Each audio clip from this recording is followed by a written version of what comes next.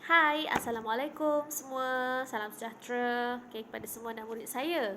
Hari ini kita akan bukan sambunglah, kita start bab baru iaitu bab 8. Kita dah bab 8 dah. Sebelum ni bab 7 kita belajar tentang negeri. Ada 4 buah negeri. Iaitu negeri, ingat tak negeri apa? Kesultanan Melayu Pahang, Perak, Terengganu dan Selangor. Kalau dah lupa tolong tengok balik video saya.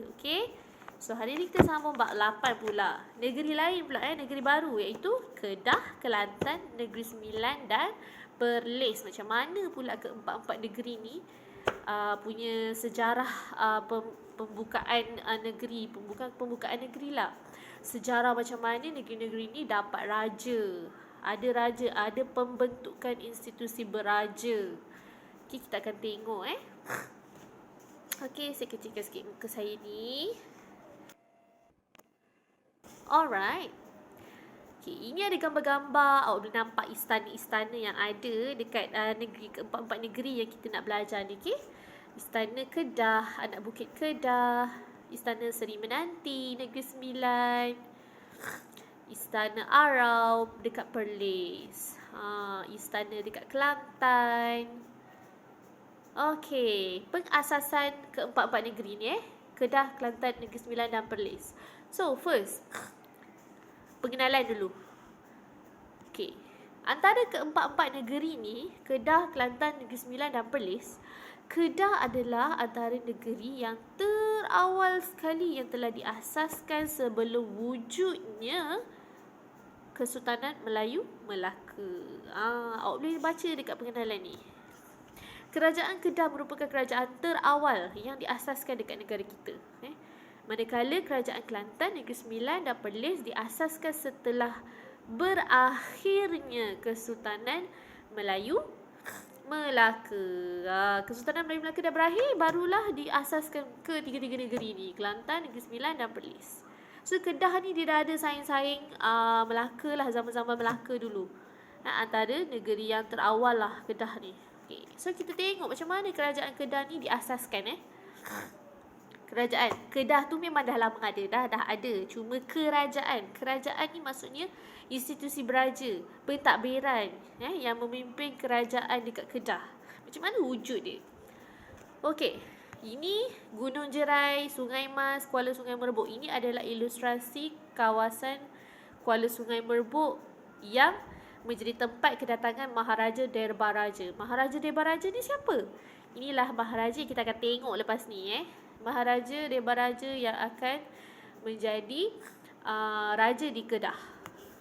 Maharaja Derbaraja ni dari Parsi. Datang dari Parsi datang ke Kuala Sungai Merbuk ni, Kedah ni pada tahun 630 Masihi.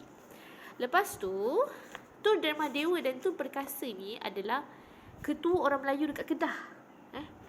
Datanglah menghadap dan sambutlah Maharaja Derbaraja ni. Mereka sangat gembira dan mereka pun berfikir, mereka ni kan ketua.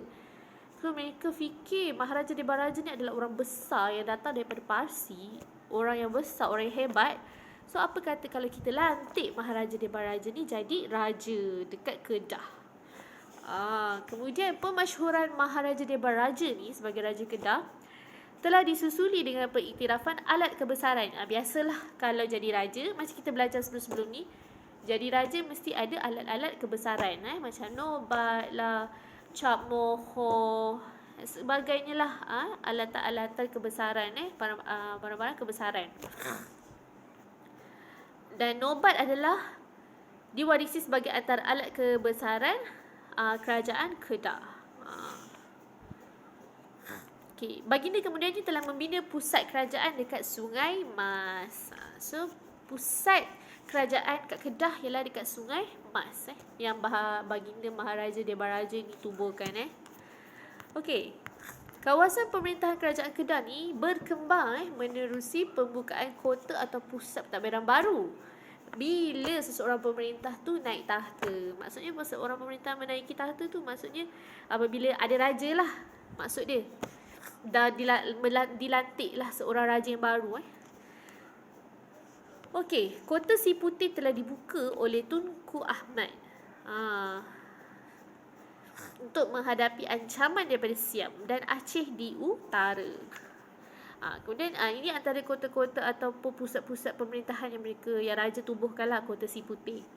Kemudian Sultan Muhammad Jiwa telah mengasaskan Alor Setar yang kemudian diisytiharkan sebagai ibu negeri Kedah. Okey, sampai sekarang. Okey, kedudukan Kuala Sungai Merbuk yang menghala ke Selat Melaka dan Gunung Jerai. Iaitu Gunung Jerai ni famous, puncak tertinggi dekat Kedah. Orang kata kalau pelancong nampak Gunung Jerai dari jauh ni dulu-dululah. So dah tahulah, oh itu Gunung Jerai. So ini Kedah lah, dah masuk Kedah, dah sampai Kedah lah ni.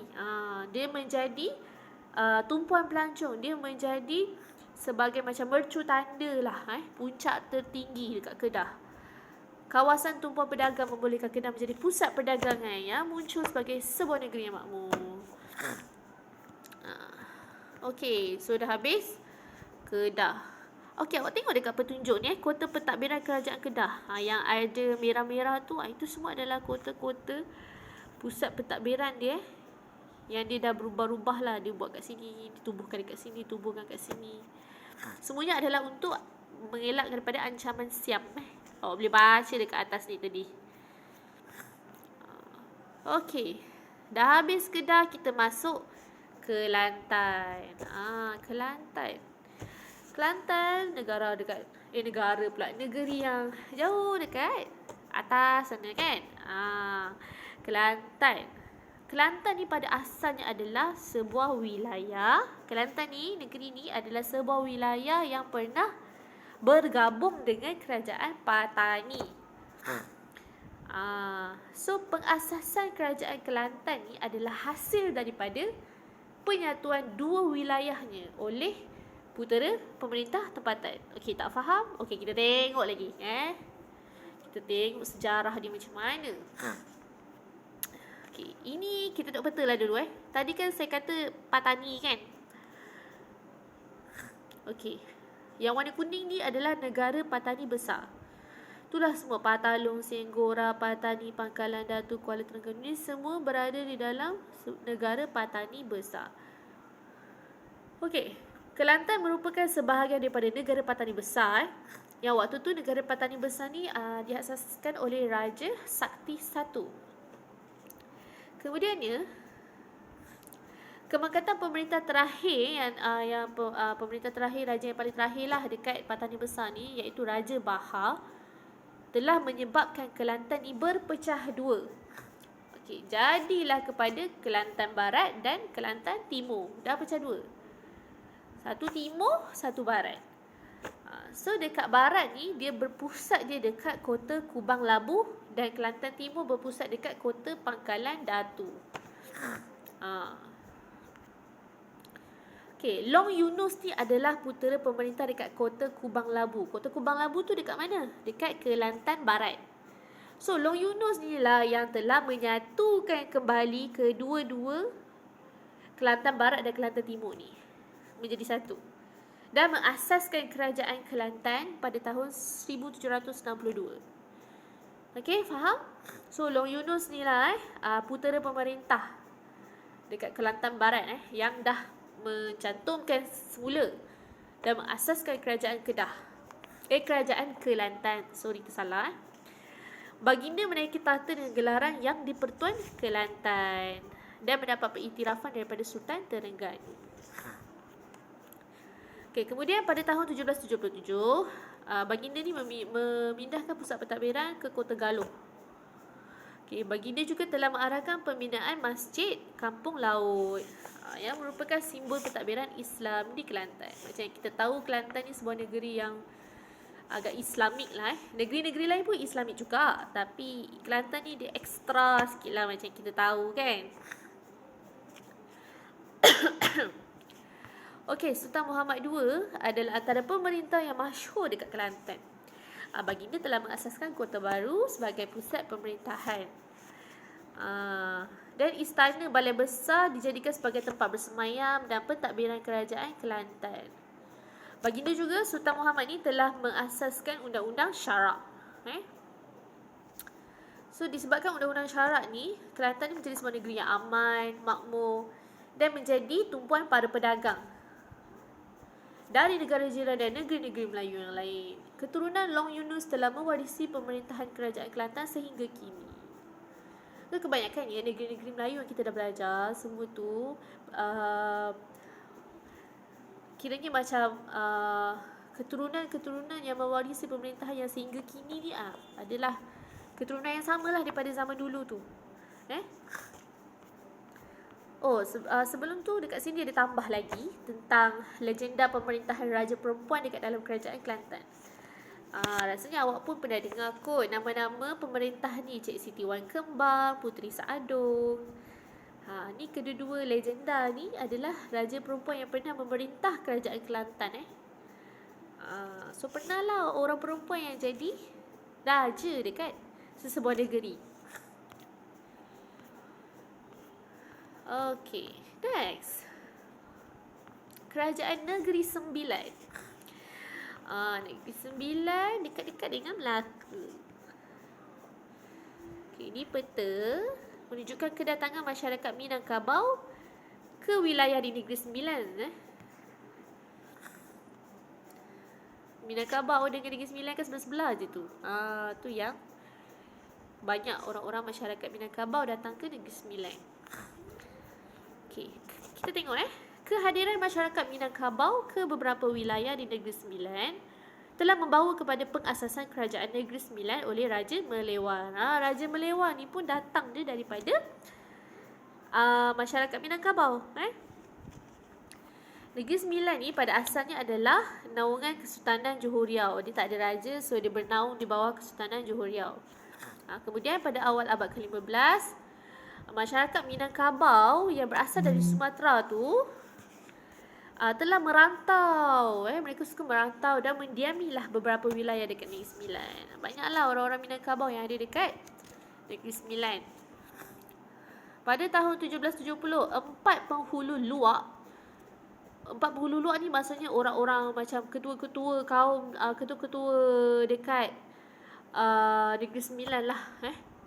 Terdiri daripada Sungai Ujong, Jelebu, Johor dan Rembau. Keempat-empat daerah ni telah menghantar wakil utusan untuk menjemput anak Raja Minangkabau di Sumatera bagi menjadi raja dekat Negeri Sembilan. So mereka keempat-empat utusan ni pergi jemput anak Raja Minangkabau, iaitu siapa? Tu Raja Melewar. Untuk menjadi raja dekat Negeri Sembilan. So, Raja Melewar setuju tak? Mestilah setuju, kan? Okay, Raja Melewar asaskan kerajaan Negeri Sembilan yang berpusat di Seri Menanti. Baginda memakai gelaran dan tukar. Kebanyakan raja ni daripada nama asal dia, bila dia dah jadi raja dekat negeri Melayu, dia tukar nama lah. Baginda memakai gelaran Yang Tuan Seri Menanti dan mendapat pengiktirafan daripada pemerintah Kesultanan Johor Riau. Kenapa? Sebab Negeri Sembilan kan salah satu negeri naungan di bawah Kesultanan Johor. Okey. Okey, awak boleh tengok dekat peta ni. Peta menunjukkan persekutuan 9 daerah. Sebab tu nama dia Negeri Sembilan. Sebab dia ada 9 daerah. Atau negeri pada peringkat awalnya dalam kerajaan Negeri Sembilan. Contohnya tu, nama-nama yang dekat dalam peta tu. Sungai Ujong, Jelebu, Jempol dan sebagainya. Lepas tu Seri Menanti kat tengah-tengah tu, pusat pemerintahan. Okay, Yang Tuan Antah. Yang Tuan Antah ni siapa? Yang Tuan Antah ni adalah salah seorang raja di Negeri Sembilan. Pemerintah yang antara yang masyhur lah. Baginda ni telah melakukan banyak perubahan dan kemajuan. Contohnya, baginda berusaha menjamin keamanan negeri daripada campur tangan kuasa luar.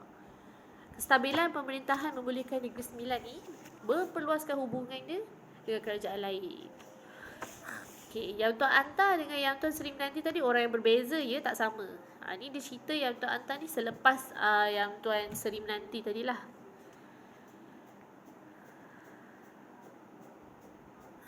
Okey, ni awak boleh bacalah bawah ni sendiri. Okay, next. Kerajaan Perlis. Sejarah pembentukan kerajaan Perlis melibatkan pengaruh Kedah dan Siam. Kenapa pula ya? Okey, kita tengok. Pelantikan Sheikh Hussein Jamalul Lail sebagai pemerintah merupakan asas kepada pembentukan kerajaan Perlis. Pada peringkat awal, Perlis ni awak kena fahamkan betul-betul Pada peringkat awal, Perlis ni adalah sebahagian daripada wilayah Kedah. So Perlis ni dia bukan sebuah negeri lagi Dia di dalam wilayah Kedah. Dia kecil je kat situ. Sultan Kedah, Sultan yang dekat Kedah, iaitu Sultan Muhyiddin Mansur Shah dan Sultan Diauddin Mukarram Shah ni telah menjadikan Perlis yang kecil tu sebagai pusat pemerintahan kerajaan Kedah. Awalnya Perlis ni jadi pusat pemerintahan kerajaan Kedah. Kemudian Sultan Muhyiddin ni telah membina Kota Sena yang menjadi asas kepada perkembangan bandar Kangar. Kemudian Sultan Diauddin Mukarram Shah mengasas dan membangunkan Kota Kayang yang merangkumi kawasan pelabuhan Kuala Perlis. Ni tak ada apa-apa sangat. Sultan Diauddin, Sultan Kedah membangunkan Kota Kayang semasa menjadi Raja Muda.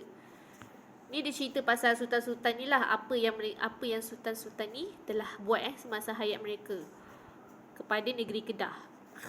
Kemudian nanti sebelum tu awak tengok dulu peta ni. Ini adalah peta menunjukkan negeri naungan Siam. Negeri-negeri ni di bawah naungan Siam Setul, Perlis, Kubang Pasu dan Kedah. Semasa di bawah pengaruh Siam pada tahun 1839, yang ini permulaannya macam mana Perlis boleh keluar daripada Kedah. Wilayah Kedah dipecahkan kepada 4 unit pentadbiran iaitu Sentul, Perlis, Kubang Pasu dan Kedah. Perlis ni yang kecil tadi tu dah keluar dan Perlis ni ditadbir oleh Sheikh Hussein Jamalul Lail. So Sheikh Hussein Jamalul Lail ni lah yang memerintah Kedah. Memerintah Perlis, bukan Kedah pada tahun 1843, Siam mengiktiraf Sheikh Hussein Jamalul Lail ni sebagai pemerintah negeri Perlis ataupun Raja Perlis lah. Tapi ada gelaran dia Siam bagi Piah Songkram Ramu Wicik Wilis Asmara Piah Pelik. Memang pelik nama dia, tapi awak kena hafal nama ni. Kemudian Sheikh Hussein Jamalul Lail ni yang jadi Raja Perlis ni telah menjadikan Arau sebagai pusat pentadbiran. So Arau tu menjadi pusat dia, HQ dia, pusat pemerintahan dekat Perlis. So inilah muzium ini, Muzium Kota Kayang Perlis. Kat sini ada simpan sejarah negeri Perlis. Pelantikan Sheikh Hussein Jamalul Lail sebagai pemerintah Perlis sebagai sebuah negeri berdaulat. Keturunan Jamalul Lail yang bergelar Sheikh memerintah kerajaan Perlis sehingga kini dengan gelaran Raja Perlis. Kalau awak nak tahu, Perlis kita tak panggil Sultan lah, kita panggil Raja Perlis. Kalau isteri dia pun kita panggil Raja Perempuan Perlis. Ini adalah replika bunga emas Perlis. So kita dah habis untuk kita punya bab 8.1 tadi, pengenalan negeri-negeri ni semua kan. So kalau ada yang tak faham boleh tanya dalam grup Cengeng Senyap Ceng. So hari ni kita belajar tentang pengenalan macam mana negeri-negeri ni dapat raja. Tu je lah. Selepas ni barulah kita belajar dia punya hubungan yang terjalin antara keempat-empat negeri ni dengan negeri-negeri yang lain. So itu saja untuk hari ini. Terima kasih semua.